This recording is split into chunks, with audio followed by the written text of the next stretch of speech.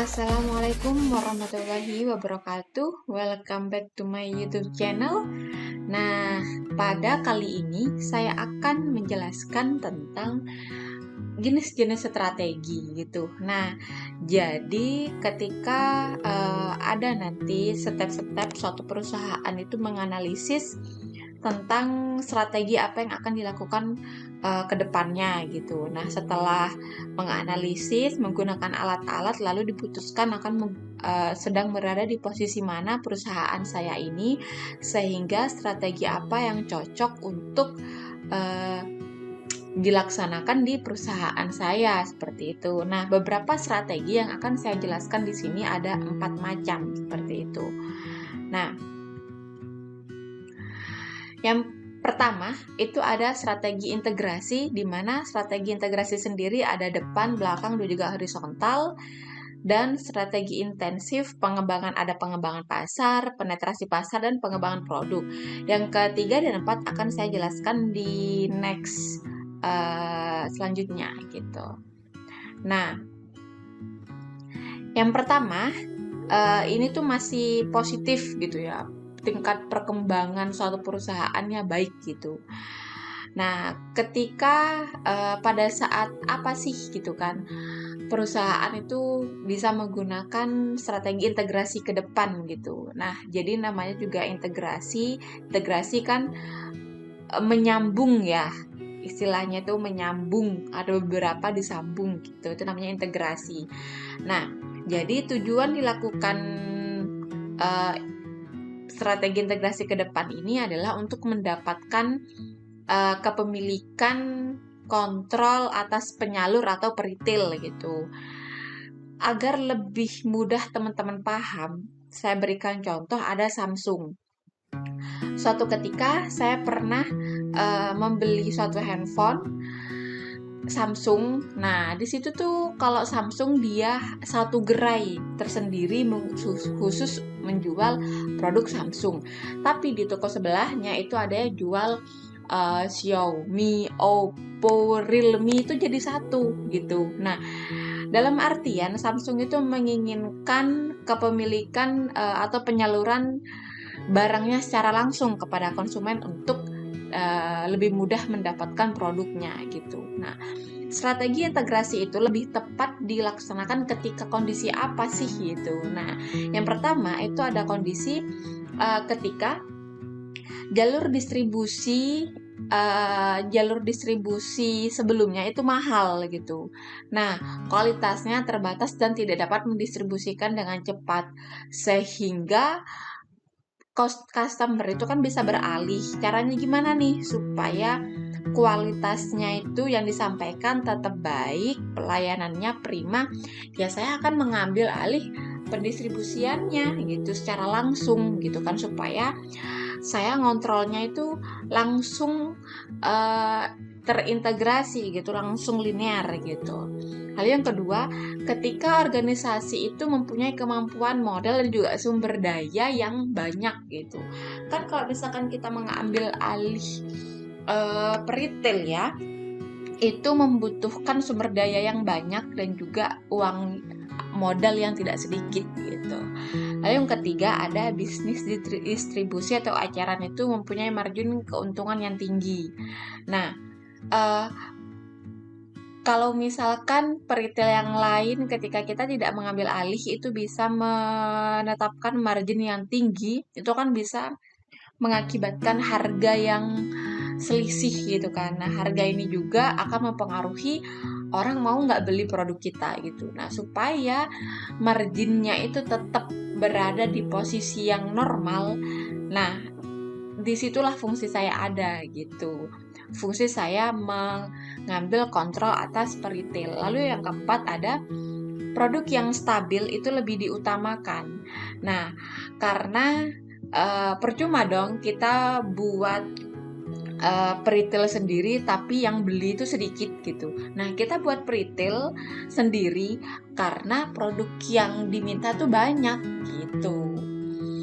Lalu selanjutnya tadi ada integrasi ke depan atau forward integration gitu. Nah, ini ada integrasi ke belakang atau backward integrasi gitu kan. Nah, tujuannya ini itu untuk namanya juga ke belakang gitu kan. Pasti supplier bahan baku dong. Nah, jadi kebalikannya yang tadi integrasi ke depan. Kalau ini ke belakang itu mengambil alih dari pemasok supplier bahan baku. Nah, pada saat apa sih kita bisa mengambil alih supplier atau pemasok? Itu yang pertama ada ketika jumlah pemasoknya sedikit sedangkan pesaingnya sangat banyak gitu. Nah, ketika pemasoknya sedikit kan sangat mempengaruhi kualitas bahan baku kita. Lalu harganya juga gitu. Nah, kita tuh butuh banget nih kalau misalkan telat sedikit aja kita bisa nggak produksi. Padahal pesaingnya itu banyak gitu kan. Nah, jadi kita mengambil alih nih pemasoknya supaya kita bisa mengontrol secara langsung. Lalu yang kedua ada perusahaan menginginkan pasokan bahan baku tuh cepat gitu dan juga murah. Kalau misalkan mahal kan akan mempengaruhi jumlah produksi kita gitu. Dan juga kalau mahal akan mempengaruhi harga yang akan kita tetapkan gitu. Karena kita itu akan beroperasi dalam jangka panjang, kenapa nggak kita ambil sendiri aja pemasoknya atau kita bikin aja sendiri bahan bakunya gitu. Lalu yang ketiga ada kestabilan harga itu lebih diutamakan gitu. Nah, biasanya kan kalau misalkan kita beli ke supplier bahan baku itu biasanya kan ketika ada perubahan apa itu kan kita tidak bisa ngontrol ya kan, akhirnya berakibat pada kenaikan produk yang akan kita jual. Nah, apalagi kalau pesaingnya banyak yang memproduksi produk kita, ada kenaikan sedikit aja mereka bisa berpindah gitu kan. Makanya kestabilan harga itu penting bagi kita. Lalu yang keempat ada pemasok yang ada itu memiliki margin keuntungan yang tinggi gitu. Nah, dan perusahaan itu punya modal untuk ngambil alih si supplier dan sumber daya manusianya juga ada seperti itu. Lalu berikutnya ada yang namanya integrasi horizontal gitu. Horizontal. Nah, ini tujuannya itu digunakan untuk mendapatkan kepemilikan atas kompetitor gitu. Kalau teman-teman ingat dulu di perindustri mian itu ada sedap, mie sedap, mie goreng, mie sarimi, dan lain sebagainya gitu. Nah, si Indofood ini dia mengambil alih si sarimi gitu. Dulu kan sarimi bukan golongan Indofood. Nah, karena sarimi itu udah mau kolaps gitu ya, jadi diambil alih lah daripada dia menjadi kompetitor saya meskipun lebih terkenal saya gitu kan. Tapi sarimi ini juga memiliki segmen tersendiri, daripada dia cuma-cuma kolaps ya udah mending saya ambil aja gitu kan, saya memiliki keuntungan gitu. Nah, ketika apa sih gitu kan perusahaan menerapkan integrasi horizontal? Yang pertama itu ada ketika perusahaan itu dapat menjadi monopolistik di suatu daerah. Nah, Indofood kan saingannya ya sama Unilever gitu. Oh, Indofood, Wings Food gitu kan. Nah, tapi mereka ini kan bermain di pasar monopolistik gitu kan. Jadi ya bisa lah saya hire gitu kan. Nah, perusahaan ini bersaing di industri yang sedang berkembang gitu kan. Di industri makanan, snack, dan lain sebagainya itu pasti terus berkembang. Bahan pokok itu nggak akan pernah ada matinya gitu. Nah, pasti ada segmennya tersendiri di setiap produk yang saya keluarkan gitu. Jadi untuk menambah mengecilkan lingkup persaingan ya saya hire aja, saya ambil aja apabila ada kesempatan gitu kan. Lalu yang ketiga ada dapat meningkatkan skala ekonomi yang mendukung keuntungan bersaing, otomatis akan mendapatkan profit kita dong gitu. Yang keempat, sumber daya juga modal itu kita ada gitu kan. Nggak mungkin kita beli sarimi tapi kita nggak punya modal gitu kan. Pasti modal kita itu cukup untuk mengambil alih si pesaing gitu. Nah, kita sudah selesai nih membicarakan tentang integrasi yang ada 3. Lalu sekarang kita akan bercerita tentang intensif. Nah, intensif ini kan intensif menyerang ya, seperti itu. Nah, intensif itu sendiri ada pengembangan pasar gitu. Nah, pengembangan pasar ini tujuannya itu untuk memperkenalkan produk-produk yang ada ke pasar baru gitu, supaya lebih banyak orang yang mengenal produk saya gitu. Contohnya aja Pepsi. Nah, Pepsi ini kan sebenarnya kalah saing dengan Coca-Cola seperti itu ya. Cuman Pepsi ini juga memiliki pangsanya tersendiri gitu kan. Nah, untuk lebih banyak yang kenal Pepsi, saya akan membuka atau memperkenalkan di daerah-daerah baru Pepsi ini gitu. Nah, ketika pengembangan pasar ini bisa saya lakukan? Biasanya pengembangan pasar itu sekarang Pepsi ini terkenal di daerah Jabodetabek gitu kan. Lalu saya akan memperkenalkan lagi di daerah Jawa Timur gitu. Nah, lalu ketika jaringan distribusi itu ada gitu kan, berkualitas dan tidak mahal, sekelas Pepsi pasti untuk mendistribusikan produknya ada sumber dayanya, ada modalnya, ada transportasinya gitu, mendukunglah untuk mengembangkan pasar gitu. Nah, dan juga kita itu kelebihan kapasitas produksi nih gitu kan. Kita ketika barang terlalu banyak yang kita miliki, berarti kan kita harus menambah lagi pasar yang sudah kita punya gitu kan, supaya ya lebih terjual cepat pula produk kita gitu. Lalu yang ketiga, ada perusahaan saat ini tuh berhasil dengan produk yang kita punya, kan kita pede tuh mau memperkenalkan produk kita gitu, pasti pasar-pasar mau nih gitu kan. Lalu yang keempat, pasarnya itu belum jenuh gitu kan. Coca-Cola, Pepsi mau digimanain juga pasti akan rasanya seperti itu gitu, pasti akan ada orang segmen yang suka Pepsi gitu, nggak akan jenuh gitu ya, sama kayak makanan gitu kan. Nah, lalu setelah ke pengembangan pasar itu ada penetrasi pasar.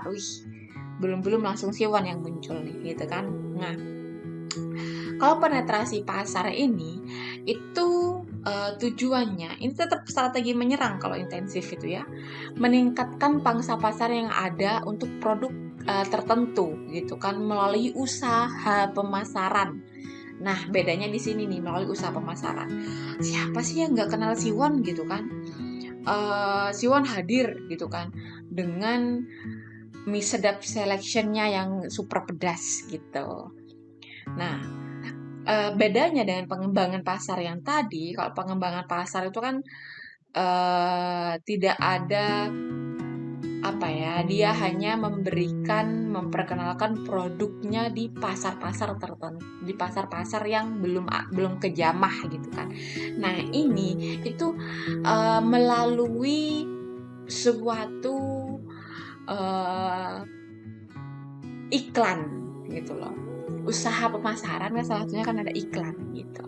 Nah, yang pertama dapat meningkatkan skala ekonomi untuk mendukung keuntungan bersaing. Pasti dong. Orang saya pengen makan yang diiklankan oleh Siwon gitu kan.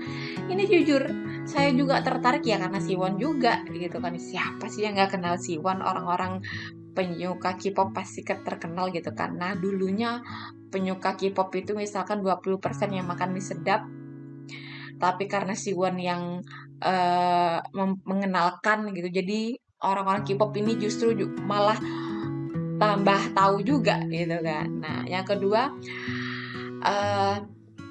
ada hubungan antara pengeluaran untuk pemasaran terhadap kenaikan penjualan. Meskipun menggunakan Siwon sebagai iklan gitu kan, nggak murah dong gitu kan, tetapi seimbang dengan pendapatan atau kenaikan penjualan yang kita dapatkan gitu.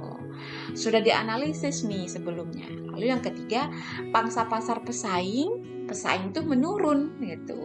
Tetapi penjualan itu justru meningkat gitu, karena berarti kita punya kesempatan dong untuk mengambil alih pasarnya si pesaing gitu. Lalu yang keempat, pasar yang ada itu belum jenuh dengan produk dan jasa perusahaan seperti itu. Lalu yang terakhir ada pengembangan produk. Nah, kalau pengembangan produk ini contohnya ada Unilever. Tujuannya itu bisa meningkatkan penjualan dengan cara memperbaiki atau mengembangkan produk yang sudah ada. Unilever nih mulai dari es krim, cepat saji, seperti Bovril itu loh, Bertolli, nah minyak lah, lalu ada yang bergerak di bidang kecantikan, ada Pond's, Vaseline gitu kan. Perpakaian, pencucian itu ada Dove, Stifas, X gitu kan, ada Sunlight dan sebagainya gitu. Nah, ini tuh sudah banyak gitu kan, cuman saya ingin menambah produk-produk yang belum saya jamah. Misalkan yang ini kan belum, misalkan tentang mimian belum gitu, nah saya ambil gitu. Ketika apa saya bisa melakukan ini gitu? Yang pertama, ketika produk-produk yang sudah ada itu udah ini gitu, udah terkenal gitu, nggak kita apa-apain, mereka tuh tetap sukses gitu ya, kita butuh suatu tambahan yang baru nih kan gitu. Lalu yang kedua, pesaing itu menawarkan produk dengan kualitas yang lebih baik dan harga yang lebih murah. Nah, kita nggak mau kalah dong, kita memunculkan produk baru yang bisa menyaingi produk yang ditawarkan oleh pesaing gitu. Lalu yang ketiga, ada perusahaan memiliki kemampuan dan riset dan pengembangan produk yang nggak perlu dilakukan lagi. Kalau Unilever dengan melakukan riset itu pasti sudah melakukan yang terbaik gitu kan. Nah, industri yang ada itu sedang bertumbuh. Biasanya ini tuh di negara-negara berkembang gitu kan, tingkat konsumennya tinggi, konsumsinya tinggi ya gitu. Nah, lalu untuk yang ketiga dan keempat itu defensif dan lain sebagainya, itu akan saya jelaskan di next YouTube gitu. Oke, terima kasih karena sudah mendengarkan YouTube saya. Semoga bermanfaat. Jangan lupa like, comment, dan subscribe. Bye. Wassalamualaikum warahmatullahi wabarakatuh.